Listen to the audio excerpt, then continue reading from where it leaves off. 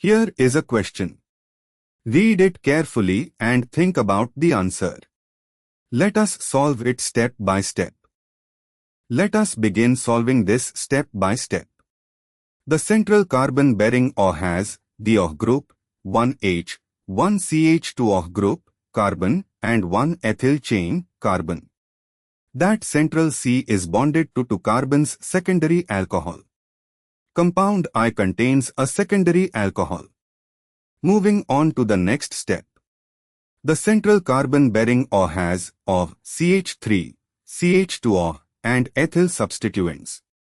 That central carbon is bonded to 3 other carbons, CH3, the CH2 of CH2OH, and the ethyl chain, and no hydrogen. This is a tertiary alcohol, not secondary. Moving on to the next step.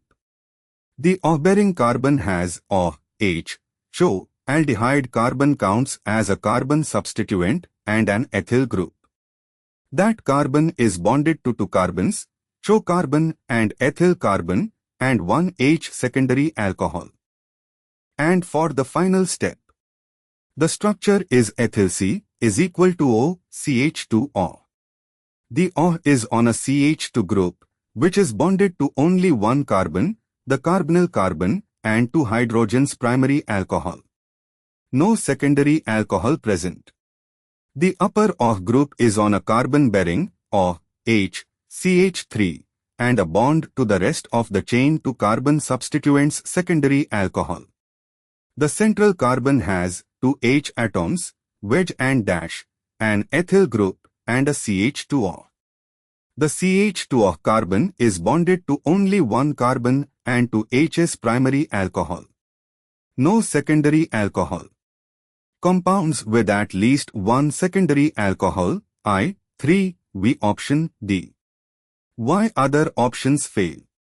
A, I, 2, 4, 6, 2 is tertiary, 4 and 6 are primary, incorrect.